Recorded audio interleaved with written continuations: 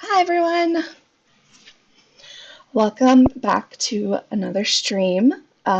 Today we have a couple of faces with us that should be familiar if you've seen some of our streams in the past, but if not, we'll do some quick introductions. My name is Jessica. I am the director of the Planetarium. Next to me, or at least from what you're seeing on my screen, next to me is Lindsay, and I'll let her introduce herself. Hi, I'm Lindsay. I'm a physics graduate student at UMD. And last, we have our voice in the sky of Eli. Hi everyone, I am a physics undergraduate at UMD. So for today, we're doing another segment of Ask an Astronomer, where we are here to answer any and all of your astronomy-related questions, or maybe even not astronomy-related. We can try. So if you have any questions for us, leave them in the comments. Eli is going to be watching that and letting us know when we have comments and questions popping up. But until we start getting those, we have a couple of fun, kind of interesting things that have happened in the past few weeks in the world of astronomy that we want to share with you guys. And I believe Eli is going to start us off. Yeah, so let me share my screen really quick. Make sure I get the right window up. Does that look good? Yep. Okay, cool. Actually do need to window down though. Just a second.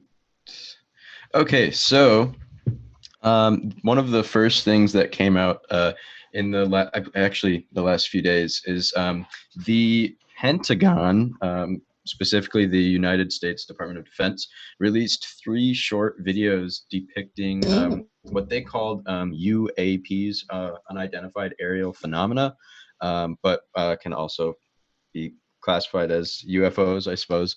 And they haven't really elaborated as to what they think they are or anything. They didn't want to create any speculation, but they did say that they didn't know what they were, and that they exhibited really, really weird flight patterns.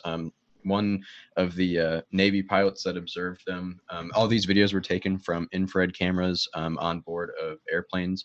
And in a couple of the videos, you could hear the pilots kind of remarking as to their erratic flight patterns. This is one of the UAPs. This is another one. And it said that they flew really, really irregularly, kind of as if like a ping pong were bouncing off a wall. They would just stop and then go the other direction.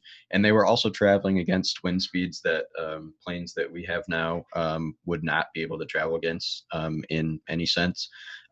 But the Department of Defense said that they don't think that releasing these videos gave away any technology or systems that we have at our disposal.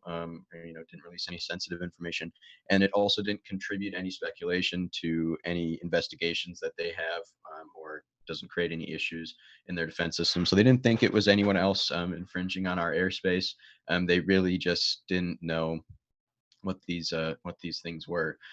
This picture I like in particular because Mark Hamill, the actor from Star Wars, made an Instagram post saying that it looks like a TIE fighter. So I really liked that one. This is probably my favorite. But the 2 lines on the sides of the TIE fighter looking body, those are actually just the reticle of the camera. So it's not actually shaped like that. It's just the kind of sphere in the center. And then this is the 3rd one. These are all horrible image quality, but I guess that's what the cameras were capable of. And that's about it. There's not really much else to say about it. They didn't want to, like I said, create any speculation as to what these things may be. So they just kind of let it be, and said that, these videos are real, and we don't know what they are. And that's where they left it. So I think that's pretty interesting So, that they would release them. Yeah. what do you think they are? I don't know. Like the thing is they were taking with infrared cameras, so you can't use the excuse of like these are birds or something like that because you would be able to tell.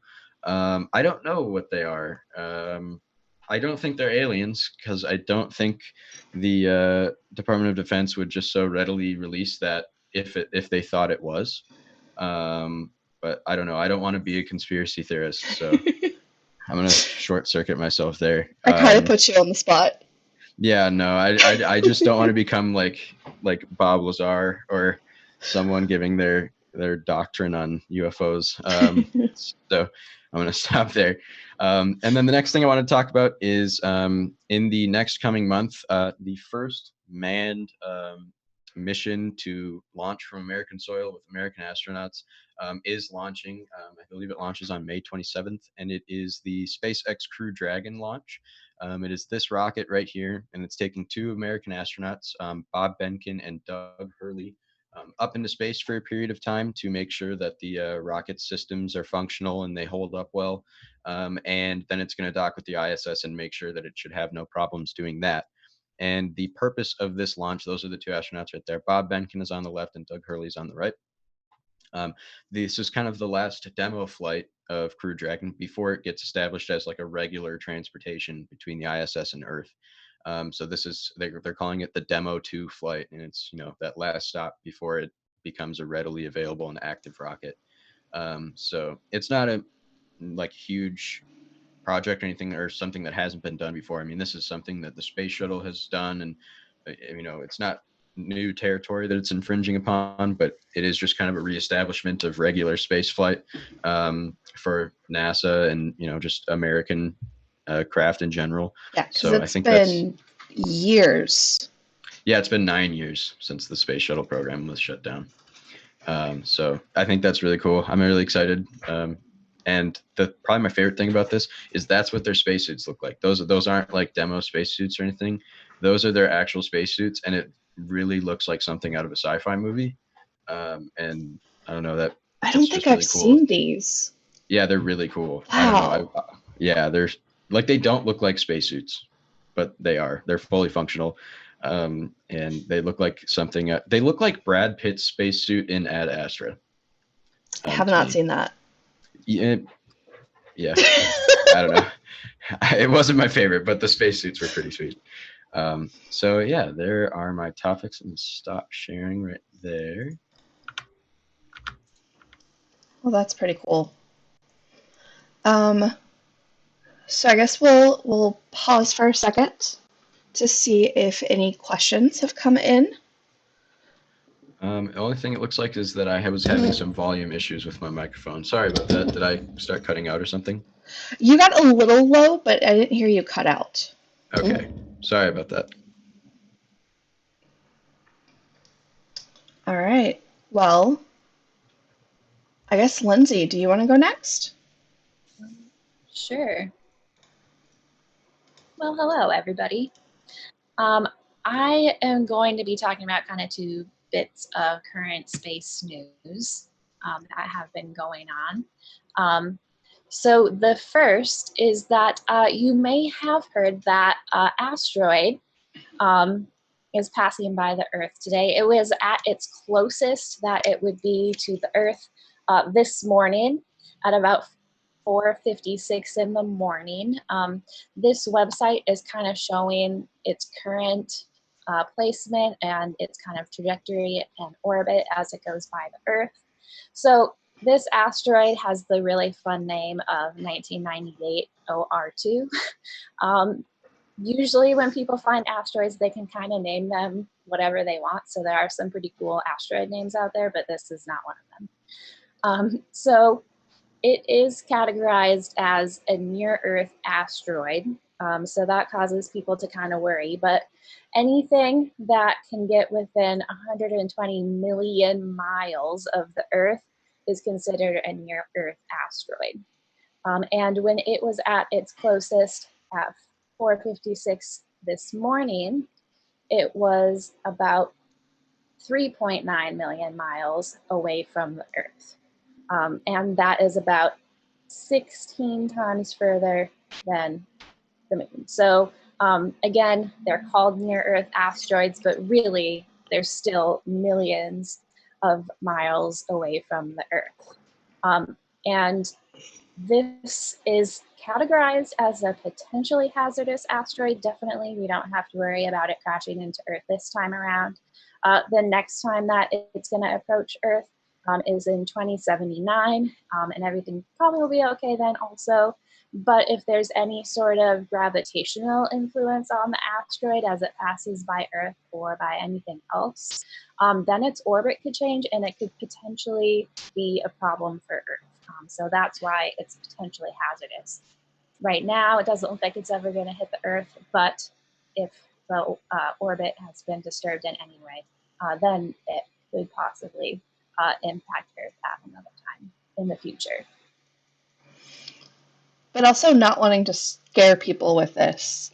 We do have groups whose job is to monitor all of these potentially hazardous asteroids and near-Earth objects and get precise data on their motion so that we can know where they're going to go. And so we have groups of scientists who are dedicated to watching for these things. And so it's not like in the movies where all of a sudden we're just going to be like, oh my God, there's something that's going to hit us in a day. We'll know pretty far in advance if anything is potentially coming that close. And we also have groups that are working on projects to help in the unforeseen or unfortunate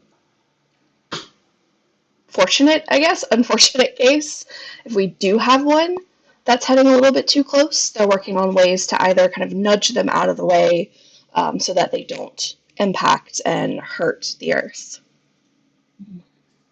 Yeah, because of those groups, that's how we know that this particular asteroid's not going to be an issue for us. The orbit's been calculated, and again, unless it happens to change, we just know because of the orbit that it's never going to hit the Earth at this point. Yeah, and we do, Lindsay, didn't you put this link in the description? I did. Yeah, so if you want to go and explore this website and look at the path of this asteroid, the link is in the description for the video. All right, sorry to keep interrupting you, Lindsay. That's okay. The next really cool thing I want to talk about is the sun. Just like the surface of the sun is so cool. So this picture was taken by a high resolution coronal imager. It actually went into a suborbital path, actually just on a rocket. So a rocket got this particular camera up into space, and then it was up in space for a little bit, and then it just came right back down to Earth. So this particular camera is not in orbit around the Earth. So this is the picture on the right here is the highest resolution photo that we have of any picture of the surface of the sun. So here on the left, we can see these loops that happen on the sun. And this picture on the right is close enough that we can actually see the individual strands of plasma that are making up that bigger loop. And just one of these little strands is about 125 miles across. So, they look small compared to the sun because the sun is really big. It's 864,938 miles across. Just this loop here would be bigger than the whole Earth. But yeah, so really cool being able to see like all of the strands that are making up this one particular loop on the sun. That is a really pretty image.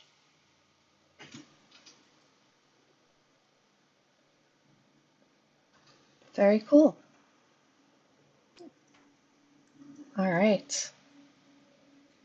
So we did get a question, Jessica, but I think it pertains to something you were going to talk about in just a bit. From Kathy Roller Harrington, I read an article today about a plan to install 12,000 satellites into orbit to provide internet to remote locations. How big of an issue is this for astronomers being able to get a clear picture of space? Hi, Mom. And you unintentionally just gave me the perfect segue into what I was going to talk about. So thank you. So yeah, what you're talking about are the Starlink satellites.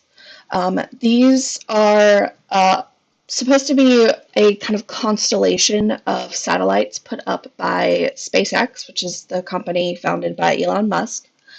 And the idea is to have this constellation or this grid of satellites around the Earth to give internet access around the globe.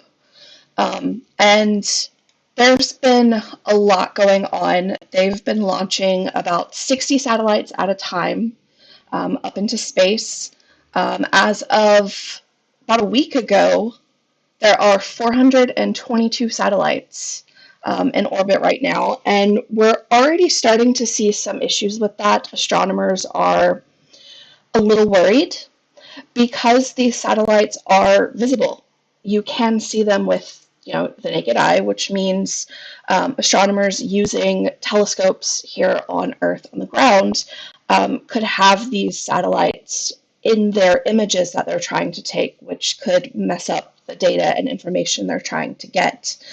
And you have the number correct. The goal of the Starlink satellite mission is to put about 12,000 satellites into space to give this kind of global access to satellite internet. And that's just the minimum. They're talking that it may be raised to like 42,000 satellites. As you can imagine, there's going to be a lot of stuff up there. And so there are concerns in the astronomical community about how this is going to affect our ability to take good images with our telescopes here on Earth. And I believe Elon Musk has come out and said that he hears and understands these concerns. And so they're working on making the newer satellites be dark so that they don't reflect the sun's light. That's why we see them in the sky. They're reflecting the sun's light. And so that if they're dark, then they won't pose as much of a problem to imaging that we do with telescopes here. The other concern that people have is just with having 12,000 satellites around the Earth, that could pose problems for future launches, because we're going to have to be careful when we launch things away from the Earth not to, run into something.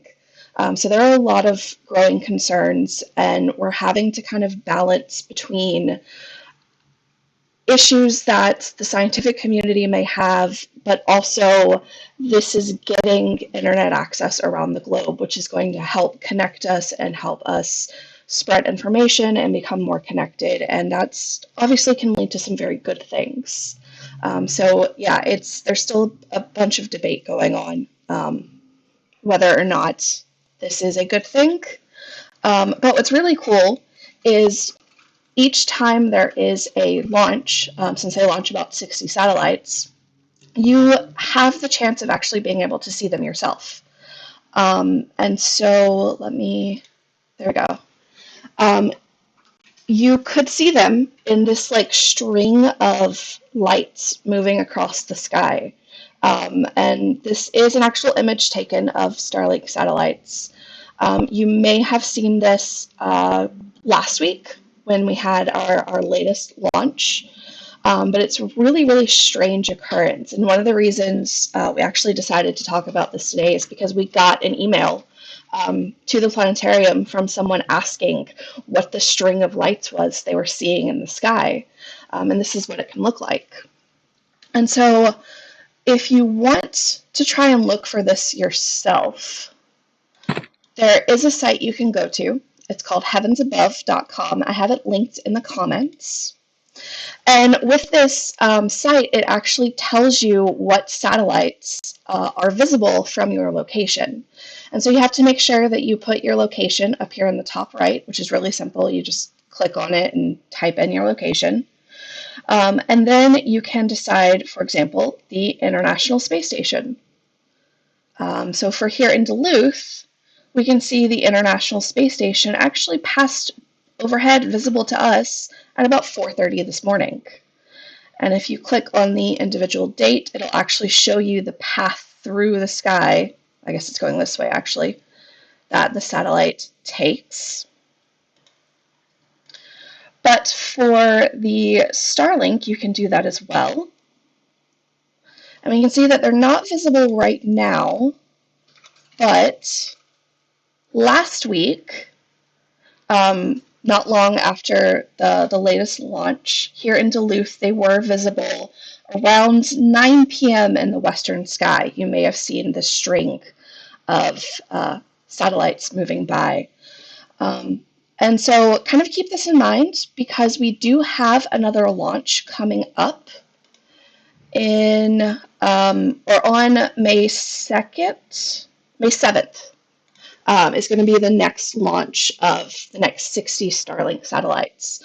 And so around that time, if you want to log on to or bring up Heavens Above, you can see for yourself whether or not you can see them from your location. I have yet to see them, mostly because I forget to go look. Also, we're all quarantined right now and not supposed to be going out that much.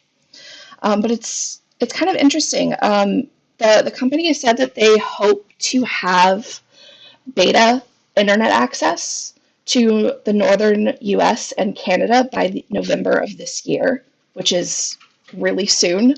I didn't think it was anywhere near close to being able to start providing internet service. But then their goal is to have by late 2021, early 2022, their full first stage of satellites, which is going to be 1,584 satellites up into space, to start giving near global internet service. So that's going to be happening a lot sooner than I expected. I thought we were still a good 5-6 years away from this even starting up. So yeah, that's happening. I can't remember the full question. Did I answer everything? I think I did. I would just like to add the process of astronomers applying for telescope time.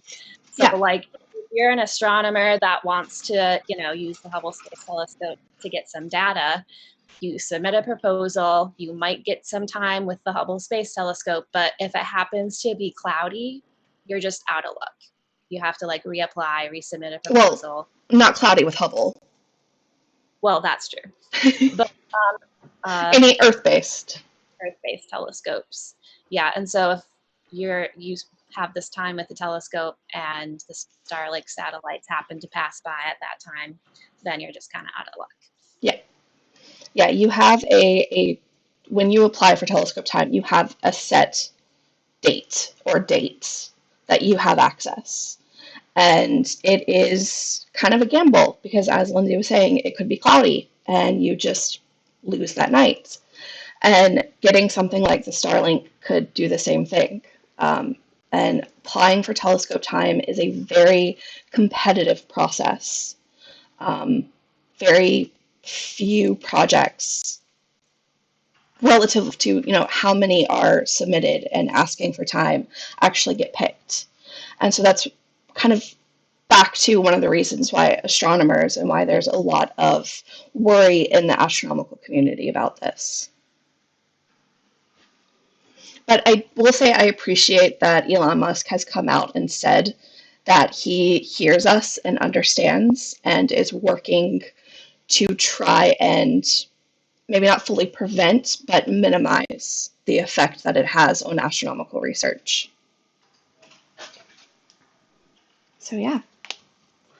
Any other questions come in, Eli? Nope, nothing so far. All right, well, the last thing that I wanted to talk about, which Lindsay gave a somewhat segue for, is actually the Hubble Space Telescope. So this year, Hubble is celebrating its 30th anniversary.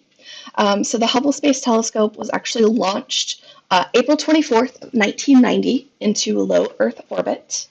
And it's not a huge telescope. It's 2.4 meters, which is about 8 feet across. And so it's not, we have bigger telescopes here on Earth, but the advantage of having something like Hubble, a telescope up in space, is we don't have to worry about weather. or atmospheric effects, because there's winds and turbulence in the atmosphere which can make our images look shaky. We have city lights that can affect what we can see, clouds and weather that can affect what we can see. And so the benefit of putting this telescope into space is we don't have to worry about that, and we get very clear, sharp images that we can take really just about any time.